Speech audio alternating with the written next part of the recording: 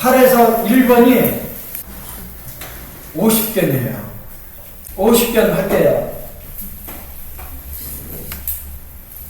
50견은 네, 책에 나온 대로 한번 볼게요. 50견 처방 1번 신관혈이에요. 건축 신관혈이라고 아예 친절하게 표시가 되어 있네요. 그러면 신관혈의 위치는 손 대보세요. 음릉천 하 1.5 내지 2.5예요. 책에는 1.5라고 되어 있는데 다른 경혈학 책에서는 또 2촌이라고 되어 있는 데 있어요. 김광호 씨는 1.5에서 2.5촌 사이래요. 그러면 우리는 어디를 잡아요? 구멍을 잡아요. 구멍이 음릉천에서 한 치면 한 치, 세 치면 세 치, 더듬다가 가장 깊숙한 구멍을, 피부가 가장 부드러운 구멍을 신관혈로 찾는 거예요.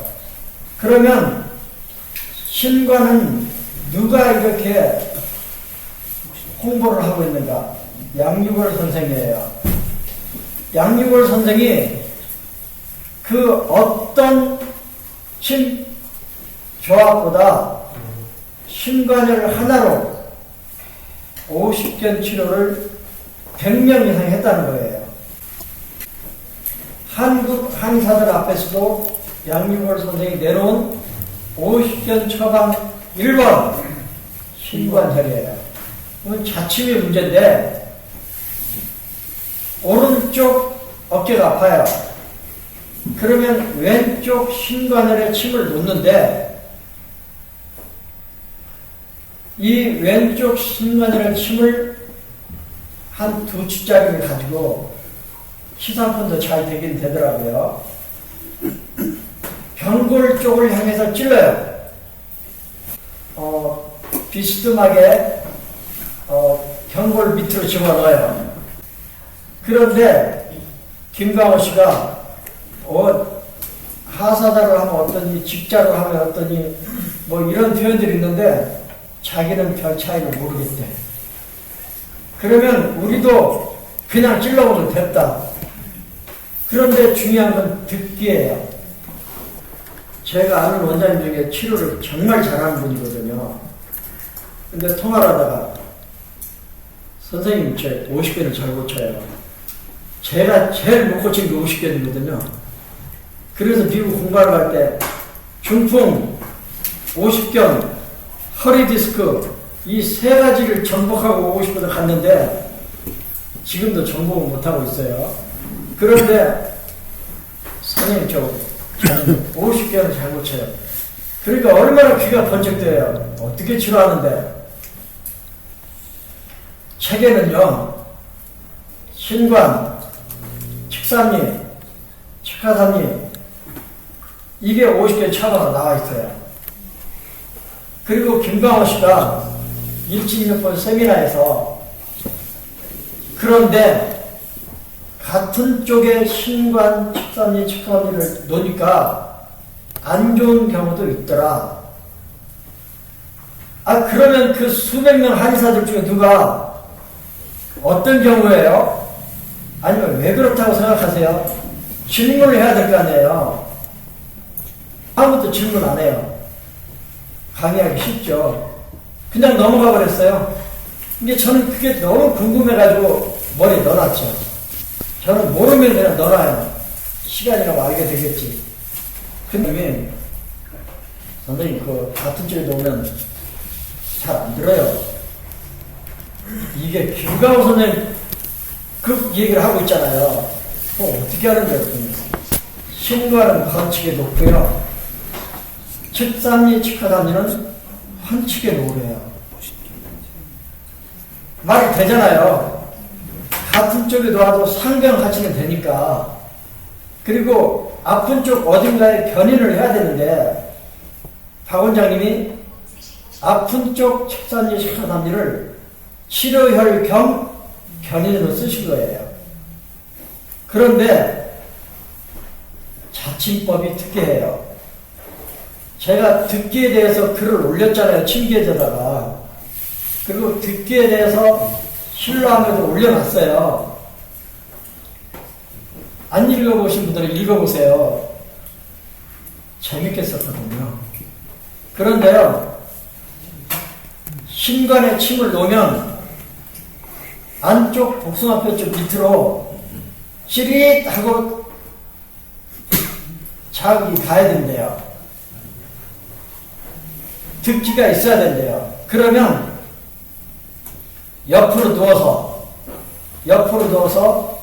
건축 신관에 하나 찍 찌르는데 찌릿하는 느낌이 있으면 좋대요. 뭐 없어도 괜찮지만 있는 게 훨씬 좋대요. 그런 자극이 오면 환자들은 팔을 들었다 놨다 해보세요. 앞으로 있다 뒤로 있다 한번 해보세요. 안 되던 동작을 해보라고 시킨대요.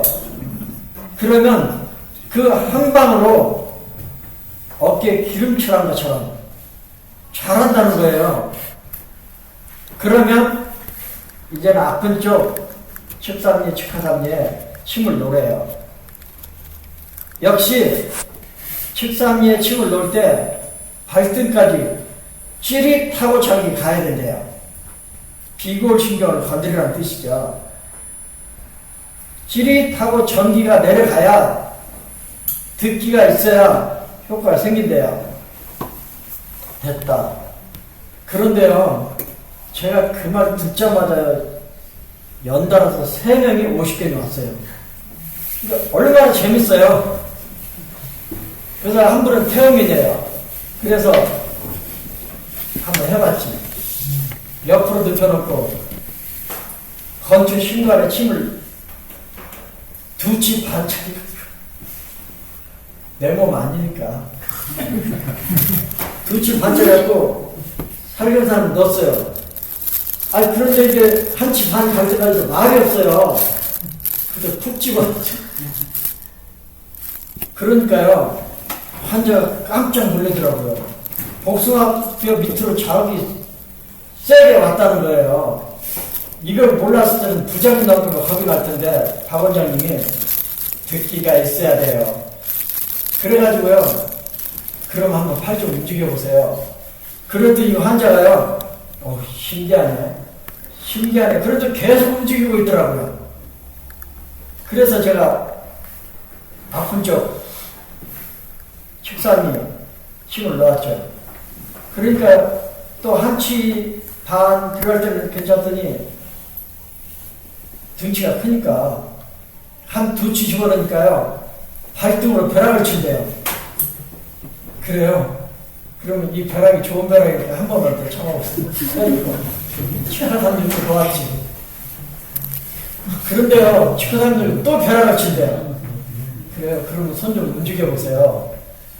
그때 이 팔을 계속 앞으로 했다 뒤로 했다 올렸다 내렸다 하면서 신기하네요. 계속 신기하네. 기름칠한 것처럼 편하대요. 아, 맞다. 그러고 이제 환자한테 오늘 지금 이 자리에서 이렇게 좋지만 집에 가면 또 비슷해질 거예요. 그렇지만 10% 20% 정도라도 좋아질 거니까 3, 4일 뒤에 오세요. 3, 4일 뒤에 왔더라고요. 좀 어떠세요? 그러니까 선생님 말대로 침 맞을 때보다는 좀 못하대요. 그렇지만 침 맞기 전보다는 훨씬 부드럽대요. 그래서 같은 쪽에 놓아보고 싶더라고요. 그래서 건축, 측삼리, 측하삼리 또 놓아봤어요. 그런데 효과는 똑같더라고요. 저는 지금은 결론은 어느 쪽으로 못 내려요. 왜냐면 책에 그렇게 나와 있기 때문에. 그 3사람 다 다른 데서 치료하다 온 사람들인데, 제가 그랬지, 다른 데 치료해도 전혀 효과가 없죠. 침 맞으나 안 맞으나 똑같대. 이렇게 하면 좋아질 거예요. 그런데 3사람 다 좋아졌어요. 그러니까 잘 듣는다는 뜻 아니에요. 그런데 그 뒤로도 50개 환자가 더 왔어요. 안 듣는 사람도 있더라고요. 다 들으면 뭐 어쨌든 과거하고는 비교도 안 될 만큼 효과가 좋더라고요. 그러면 50견도 들으면 변비통 듣겠죠. 그런데 아픈 쪽, 뒤쪽으로 잘 안 가면 후계, 옆으로 나가는 거 잘 안 되면 중적, 앞으로 해서 귀 뒤로 만세가 잘 안 되면 삼간, 이런 조합들을 견인으로 추가를 해주는 거예요. 아픈 쪽에.